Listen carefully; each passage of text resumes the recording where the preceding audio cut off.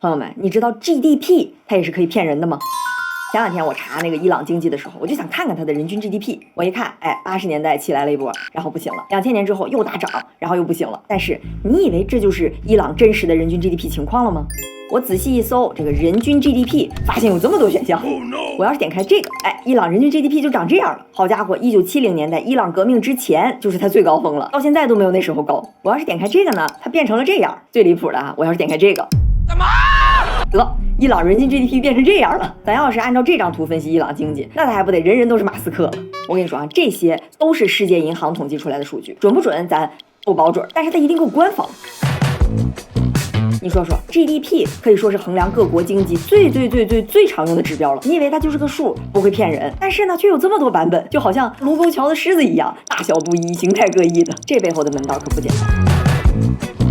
咱們今天就來聊聊這個你以為你最熟悉的，但實際上非常會騙人的經濟指標 GDP。GDP Gross Domestic Product 國內生產總值，你看名字就挺清晰的，就是在特定時期裡一個國家或者一個區域內生產的所有最終產品的市場價值，你理解哈？這裡頭呢其實有一些非常容易忽略的點。首先呢，它是一個國家區域內生產出來的，比如說一個中國人他全資控股了一個越南公司，這個生產廠房都在越南，那他生產出來的東西應該算進誰的 GDP 啊？哎，沒錯，就是越南。就算你是全資控股，它也算越南。當然還有另一個指標叫做 GNP 國民生產總值，這盤在 GNP 裡頭它就算中國的了。其次呢，它得是最終產品。什麼意思呢？我打個比方啊，一個養雞場，它養雞下了2個雞蛋，一個呢賣給了我直接給吃了，那這個就是最終產品，因為我給吃了嘛，這個雞蛋就應該算進 GDP。但是另一個雞蛋呢，被賣到餐館裡了，被做成西紅柿炒雞蛋了，那個雞蛋就不能算進 GDP 裡頭，因為它不是最終產品，而那盤西紅柿炒雞蛋應該被算進 GDP 裡，不然其實就會有重複統計的問題。當然了，這個在現實生活當中也不太容易界定，所以它這個核算也很容易出問題，但它理論上應該是這樣。再有，就不是所有的生產活動都算在 GDP 裡，只有有償交易才算。你就比如說老王給他兒子做了個玩具，那就不算。如果老王的兒子轉頭把這個玩具賣給了隔壁老李的兒子，他有償交易了，那理論上就應該算。無償交易為什麼不算在 GDP 裡呢？他也生產了，對吧？他也有價值。問題呢，就是它沒法算，不好算，因為你有個市場價，你才能衡量這個產品的價值，不然那不就是你說多少是多少？就比方說我小林給你做了一杯秘制奶茶，你一喝，哎，太好喝了，這杯奶茶值100萬。我說沒錯，它就值100萬。那你說這杯奶茶值多少錢？能把100萬算進 GDP 裡嗎？那顯然不能，對吧？這種無償交易，第一，你估算起來非常困難；第二，你也沒有那種完整的記錄，所以乾脆就不統計了。好，我相信大家現在應該已經都學有所成了。我來出幾道題考考大家。小林小測驗，你看接下來的這些東西算不算在 GDP 裡？我花了500塊錢買輛自行車，算在 GDP 裡嗎？哎，算。大部分消費者買的大部分商品都算在 GDP 裡。那我轉手把這個自行車賣給隔壁老王，算嗎？哎，這就不算了。二手商品不算在 GDP，所以我知道可能很多朋友啊特別喜歡在閒魚上消費，恨不得所有東西都在閒魚上買二手的。哎，你們哈對 GDP 的貢獻還有待增加。好，還是這個自行車哈。如果說我給它貼上很多漂亮的貼紙，加一些改裝，轉手5000塊錢賣給隔壁老王，它算嗎？哎，因為我給這個自行車進行了一些額外的加工，額外的生產動作，那這個讓自行車增值的部分就應該算在 GDP 裡，但它實際上不是那麼好界定。好，自行車說完了哈，我現在買了一個海外生產的進口毛衣，算嗎？哎，海外生產毛衣的部分不算，但裡頭可能有一部分是國內的運輸啊、平台的服務啊，這部分算。好，下一個買股票算嗎？哎，不算。那我要是50塊錢買股票，漲到150，賺的這100算嗎？哎，也不算。股票交易它是股權轉讓行為，它跟生產沒有關係，所以不管你賺了多少虧了多少都不算。類似的，你投資任何東西，這個資產價格變化增值的部分也都不算在 GDP 裡。所以說股票大漲其實是沒法直接影響 GDP 的。我們一般說影響也都是間接影響，就是所謂的財富效應。股票一漲，大家都覺得自己更有錢了啊，企業也覺得自己更有實力了，更容易貸款，大家都更傾向於花錢投入生產。這部分它是能實際帶動 GDP 的，但股票本身它漲跌是不算的。所以說你看很多那種風投對沖基金大佬在二級市場裡頭玩的那個花呀，賺個多少億的，他們實際上對 GDP 真沒多少貢獻。不過呢，大家在交易裡頭這個中介平台提供的服務是算的，比如說股票券商收你點手續費啊，投行幫公司上市賺的服務費啊，這些算。咱繼續哈，那買房算嗎？哎，新房算，二手房不算。新房嘛，就是開發商剛造出來、剛生產出來的房子，你買下來呢，就算是住宅投資，這個是包括在 GDP 裡。二手房呢，它其實是一個所有權的流轉，它就有點像股權的轉讓了，所以不管你漲了還是跌了都不算，除非你給這個房子來了一個大翻新，哎，讓這個房子一下增值了，增值的部分就算。好，餐廳裡做了一盤西紅柿炒雞蛋，這個算。那它如果做出來了沒賣出去，放在庫存裡留着下一頓接着賣，算嗎？哎，雖然不道德，但是算。理論上，這個商品只要生產出來了，就算你放在庫存裡沒賣出去，它也算。那要是老王在黑市上買了一瓶藥，或者買了個什麼東西，算嗎？理論上應該算，但實際很難被統計進去。IMF 之前就統計過哈，中低收入國家的經濟活動裡頭，非正規部門的就占了大概1/3。當然，這個不一定非得是那種毒品啊、洗錢什麼的，就我們俩現金交易了個東西，你這很難統計進去。這種類別即使在發達經濟體裡，也會占到大概15%。所以這些呢，一般就只能估算。怎麼樣？有點感覺了吧？咱不做題了哈，沒有那麼多題給你做。既然 GDP 它是生產總值，那要是有人跟你說 GDP 是所有人收入的总和，那是不是就不对了呢？哎，非也。其實一个国家它的全要素收入就等于它的生產總值，這個在理論上是可以完全劃等號的。只不過這個收入呢，它不光包括大家的工資薪水，還包括企業的利潤，還有一些雜七雜八的東西。那籠統來看呢， GDP 可以理解成整個國家的收入。所以你要是看一個國家的人均收入跟人均 GDP 就不一樣了。人均收入它就只包含了個人的平均收入，所以它一般是要比人均 GDP 要低的。比如說2024年，美國的人均 GDP 是85800美元，而人均收入是73200美元，這兩個是不能混用的。一個小知識點送給你。總之，一個國家它所有生產的價值和這個國家所有的收入，還有這個國家所有的開支，這3個理論上應該是一樣的，都是這個國家的 GDP。哎，這個其實就是非常經典的 GDP 的3種算法：生產法、收入法和支出法。是不是有一種上課的感覺？說這道題有3種解法。這個不是說學霸特別厲害，想秀自己解法多哈，就是因為這個 GDP 它核算起來非常困難，所以大部分的國家呢都會用這3種方法，或者這3種方法的其中的2種去交叉核算，來確保這個 GDP 的準確性。所以呢，咱來挨個看看哈，這3種方式呢可能有點理論，但是你聽完之後就會對 GDP 產生一個更深入的理解。我們開始。首先，第一種生產法。GDP 它是生產總值，所以這個生產法肯定最直觀，就是把所有人對這個產品價值的貢獻給加總。比如說一盤西紅柿炒雞蛋，這個餐廳呢，他花1塊錢買的西紅柿，花1塊錢買的雞蛋，最後這盤菜賣10塊錢，那中間增加的這8塊錢的部分，就是餐廳對 GDP 的貢獻。而這裡邊這個西紅柿廠、雞蛋廠也亦有貢獻，就把他們對應那部分增值的部分都加起來，一共是10塊錢，算進 GDP。這樣全國每個企業把生產的增值的部分加總，就得到了國內生產總值。它的優點呢，很主要的一個就是及時，這個數據可以來得很快，因為整個這個環節它不涉及到消費者，而每個企業呢分工又很明確，所以大家都能算出來自己增值的那部分。經常要是每個季度估算的時候，主要就是用這種方法。但它的缺點呢也很明顯，就是非常的瑣碎。你想，你得把整個經濟體生產各個環節每一項都單拎出來，再把它加起來。明明一盤非常簡單的西紅柿炒雞蛋，好家伙，你得給它拆成餐廳的部分、雞蛋的部分、西紅柿的部分，可能雞蛋裡頭還得再分成養雞場的部分、運輸的部分，總之給拆了個稀碎，而且它也很容易漏算或者是算重。哎，你知道這種方法它一般比較適合什麼樣的國家或者地區嗎？就是以增值稅為主要稅收方式的地方，比如說中國大陸，比如說歐洲很多國家。你想，這個 GDP 核算它的主要數據來源之一就是稅收財務數據，而這個增值稅又是根據增值的部分交稅，它天生就非常符合這個生產法的算法。好，第二種方法就是收入法，大概意思就是把所有的公司、個人的收入、盈餘、賺的錢給加在一起啊。這個公式你不用理解哈，不重要。還是剛才那個例子，剛才那個餐廳不是賺了8塊錢嗎？比如說老闆給廚子分了3塊錢，自己留了5塊錢，那怎麼算 GDP 呢？就是雞蛋商收入1塊錢，西紅柿商收入1塊錢，廚子收入3塊錢，老闆收入5塊錢，加起來10塊錢，大概這樣。這個方法測量出來的結果呢，通常會偏低，你知道是為什麼嗎？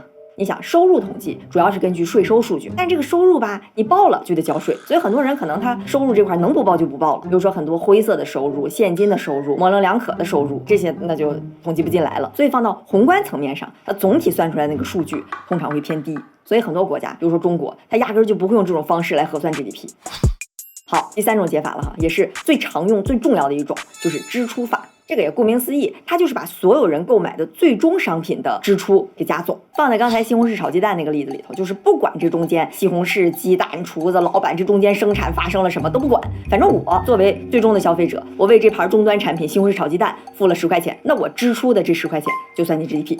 你看這個方法在實際測量當中是不是更簡潔、更準確？同時，你想，大家在報稅的時候，這個支出是可以減稅，大家自然有激勵去把支出給報全。宏觀層面上呢，它統計也會更全面一些。所以，這個支出法也是被應用最廣泛的一種算法，大部分國家都會用。而且它有一個非常重要的公式。GDP 等于消費加投資加政府購買加進出口，這個公式非常重要哈，大家可以記一下，或者至少混個臉熟，還挺常用的。比如說很多分析經濟的時候，基本上都是基於這個公式去分析，說啊為什麼哪個國家 GDP 漲了，因為它消費怎麼着，投資怎麼着，政府帶動了什麼什麼，大概這樣。具體我就不深挖這個公式了，我也不想講太學術。但有一個點，我覺得還是有必要跟大家再明確一下，就是這裡頭說的這個投資，跟我們日常生活當中理解的投資是兩個概念。我們平時說的投資，你買了股票，買了黃金，買了基金，這些在 GDP 裡頭都不叫投資。GDP 裡指的是什麼？就是一般企業它為了生產的投入，比如說我買了個廠房，我买了個電機，這種叫投資。所以要是哪天誰跟你說最近股市有大量資金湧入，導致 GDP 上漲，你可以把白眼直接翻到天上去。說到這兒，有朋友肯定想問了，咱聊這麼半天也沒解釋最開始伊朗那幾張人均 GDP 走勢圖為什麼不一樣呀？這就說到了。剛才咱們說的各種方法都是每年怎麼去測 GDP， 那我們想知道一個 GDP， 它不是想就知道一個靜態的數字，因為它橫向需要跟不同的國家去对比，縱向需要跟不同的时间去对比，這就需要對每年 GDP 的數據經過不同的調整。問題就出在這兒了，不同的調整就會得到截然不同的 GDP 走勢圖。咱剛剛說伊朗那個例子，它絕對不是罕見，很多尤其是發展中國家，你用不同的調整方法算出來的 GDP 走勢圖可以說是完全不一樣。咱一步一步来啊，比如說伊朗，如果說我把每年得到的 GDP 數据不加任何處理，24年是2.16萬億利亞，23年是1.58萬億，這樣每年的數据連起來會制成一張表，它就長這個樣子。這顯然不合理，對吧？問題出在哪呢？就是通貨膨脹。那如果我想看一個國家真實的增長情況，你就得調整物價，得到一個如果我按去年的物價水平，今年的 GDP 應該是多少？這個調整指數就叫做 GDP 平減指數，它其實有點類似於通貨膨脹率，只不過通貨膨脹呢衡量的是消費者那一籃子產品的物價變化，而這個 GDP 平減指數它衡量的是整個經濟活動的平均物價变化。這樣經過每年一個物價調整，這就出現了第二張圖，根據本幣計算的不變價格的伊朗人均 GDP。但是呢，這個是根據本幣伊朗里亞爾計算的。如果我想不同國家之間對比怎麼辦呢？最常見的辦法就是都轉換成美元。所以說，如果我把伊朗每年的 GDP 通過當年的匯率換算成美元，就得到了這第三張圖，現價美元人均 GDP。這樣伊朗就可以橫向跟其他國家對比。但是這張圖其實包含了本身美元的通貨膨脹率，所以我再剔除美元的通貨膨脹，就得到了第四張圖，不變價美元人均 GDP。這樣既統一了各國的匯率，橫向上各國可以相互对比，縱向上又統一了不同时間的物價，這很好了吧？還沒完，我跟你說，還有個問題，就即使是同一個時間，同一個商品，這個東西在美國賣的價錢和它換算成伊朗里亞爾在伊朗賣的價錢，它是不一樣的。通常情況下，發展中國家會更便宜，這個大家應該對吧？都有感覺。我不知道大家有沒有在小紅書上刷到過類似這種問題，說紐約年收入20萬美元，相當於國內什麼水平？你想啊，20萬美元大概等於140萬人民幣。這個問題其實非常寬泛了，你可以有無數的角度去思考或者去論證。所以你看到底下那回復五花八門，有的說大概是相當於30萬人民幣，相當於50萬人民幣，有說相當於80萬人民幣。總之，沒有人說超過140萬人民幣。其實啊，大家都默認了一個事實，就是20萬美元在美國的購買力，它肯定不如換算過來140萬人民幣在中國的購買力。大家也別槓啊，我就是說一個大致平均的购買力。所以如果你要是想去對比各個國家生產產品、生產服務的這個生產力，去掉各國物價之間的差異，就需要用到购買力平價人均 GDP（Purchasing Power Parity）， 簡稱 PPP。比如說中國2024年 GDP 是18.7万億美元，那如果按购买力平價算，就是38.2万億美元了，一下翻了1倍多。这不是我估算啊，是世界银行估算，它其實就超過了美國的29.2万億美元。這其實籠統的就說明哈，根據世界銀行的估算，同樣的東西，美國的價格是中國的2.04倍。那回到我們最開始說小紅書那個問題，紐約收入20萬美元，按購買力算，就相當於大陸收入9.8萬美元，也就是70万人民幣。你可以去小紅書回答一下了，你就說這是世界銀行估算，嘿嘿。好，咱說回來哈，所以說你要看伊朗真實人均生產力的變化，就會有了這第5張圖，購買力平價人均 GDP。但這還沒調整通貨膨脹呢，所以你調整完之後又有了第6張圖，就是購買力平價，價格不變人均 GDP。我講的可能比較快啊，估計大家聽完可能都是懵的，不重要。總之呢，這6個指標就是分別從是否統一了匯率、是否統一了購買力、是否統一了通貨膨脹來評估伊朗的人均 GDP。那你說要是這麼看的話，最後這個購買力平價，價格不變人均 GDP 應該是最好的指標了吧？其實也不一定。什麼叫好？你看啊，从官方統計出來的當年 GDP 之後，所有統一的換算都是要經過人工估算去計算出來的。尤其是對於像伊朗這種國家，它官方的匯率和實際的匯率可能就差別很大。官方統計那個通貨膨脹也不一定準，它什麼物價水平外界也不知道。這麼多調整因子，你都需要在千里之外的世界銀行、IMF 的分析師去估算。那你這中間換算的步驟越多，統計出來的那個誤差可能就越大。尤其是像伊朗這種數據嚴重不足的國家，估算的準確性就更低了。你別說世界銀行、宇宙銀行也不知道伊朗真實的通貨膨脹率是多少呀。哎，這個其實就是統計學的藝術。理論上越完美的指標，就需要越多人為的估算調整，它計算的誤差反倒就越大。這個就有點像量子力學的測不準原理，就是當你這個精度高到一定程度，位置和動量根本沒法同時精確得到。哎，不過量子力學它是本身物理屬性上就存在不確定性，而 GDP 呢，咱就說它是測量沒法測準。所以說啊，就是因為有這些統計誤差，我們平時在看經濟數據的時候，通常會選擇一個折中的方案。這麼多 GDP 裡，雖然有那種什麼都調整完的非常理想的指標，但大部分時候我們說一個國家的 GDP， 說的都是它當前美元的 GDP， 就是當年的 GDP 按照當年的匯率換算成美元。因為這個數據它其實沒有那麼多估算和調整，同時呢，各個國家之間又可以去橫向對比。其實啊，就是因為它有這麼多的算法，所以你會發現一個非常有意思的現象，就是除了美国，各個國家 GDP 它的增長率和它每年的 GDP 是對不上號的。什麼意思呢？比如說咱看中國的 GDP，24年是18.74萬億美元，23年是18.27。你要這麼算的話，24年的 GDP 增速應該是2.6%，但實際上中國2024年的 GDP 增長率不是5.0%嗎？同樣哈，比如說我們看2021年，中國官方 GDP 增長率是8.6%，但如果我們按剛才每年 GDP 算出來的話，它的增速竟然高達21.3%，你說是哪算錯了嗎？哎，其實並沒有，哪兒都沒算錯。一般我們說每年 GDP 的增長率，說的是本幣，也就是說人民幣剔除掉通貨膨脹算出來的真實 GDP 增長率。但如果我們用這2年 GDP 的那個數換算出來增長率，它其實算的是你換算成美元之後的增長率，所以它受匯率波動影響就太大了。作為短期的 GDP 評判指標，它就不太合理。但要是看長期，有些人他就是喜歡看美元，這個吧就仁者見仁，智者見智了。反正我剛才聊了這麼多亂七八糟各種各樣 GDP， 大概意思我相信你應該已經明白了，就是 GDP 它其實並不是一個唯一的客觀的標準答案，它是會騙人的。它一旦涉及到橫向對比，涉及到縱向對比，它就會带有迷惑性。所以你但凡看到 GDP， 其實你都可以進一步問一下，哎，您指的是哪一個 GDP 呢？這樣就顯得你非常的專業。好，剛才咱們說了 GDP 是什麼，怎麼算，怎麼測，怎麼比，感覺聊挺全了。但其實還有一個本質的問題咱一直沒說，就是大家為什麼這麼看重 GDP？ 為什麼就是它沒有什麼問題嗎？那問題肯定有，而且多了去了。我們一般用 GDP 幹什麼？就是衡量一個國家它的經濟水平，或者非常笼統的去看看這個國家發達程度這麼個概念。但經濟水平它肯定不止生產力這麼一個方面。我舉一些常見的這個 GDP 的局限性。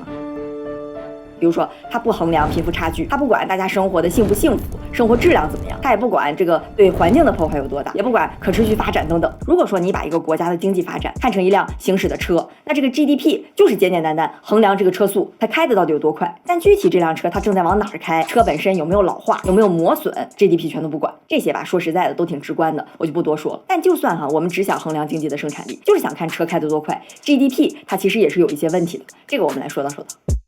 不知道大家有沒有聽說過一個叫做破窗謬論，就是說有一個小孩呀打破了一塊玻璃，然後他花錢請人把這個玻璃給修好了，整個過程對這個社會其實沒有任何改進，甚至還可能浪費了一些時間或者資源。但是它總體 GDP 因為修窗了嘛， GDP 被拉動了。我們剛剛說 GDP 它不衡量對環境的破壞程度，其實它不光不衡量，如果這個環境被破壞了，或者說極端一點，如果經歷了自然災害，你再重建一波，這個短期反而是會拉動 GDP 的。這個就是很明顯 GDP 它指標失靈了。你再比如說經濟當中單純的虛假繁榮，它也會導致 GDP 虛高。什麼意思啊？我給你舉個極端點的例子，比如說我現在搞了一操场人，然後把他們分成 A、B 2組，我就說了，好，現在 A 組給 B 組捶背， B 組每個人給 A 組100塊錢，大家也不管這 B 組的人需不需要捶背，哇就開始捶完之後，我再說了，好，現在 B 組給 A 組揉肩， A 組再給 B 組100塊錢，哇開始揉。你看這麼折騰一通下來， GDP 一天之間可能暴漲了好幾萬，這就是一個非常典型的虛假繁榮。你聽着非常扯，對吧？但現實生活中確有其事，企業之間為了做高營收，可能就會商量好了相互交易，哎，你給我捶背，我給你揉肩，也沒有利潤，但是營收就做上去了，然後整個國家 GDP 也上去了，對吧？這就是一個非常典型的虛假繁榮 GDP 失靈的例子。但是呢，我想說的是什麼？就算我们知道 GDP 它是不完美的，但是它是相对最可量化、最可比较的一個指標。你要是整一堆幸福指數、環境指數、貧富差距的修正，它其實並不會讓這個 GDP 更完美，反倒可能會讓它更容易鑽空子，變得更糟、更不可信。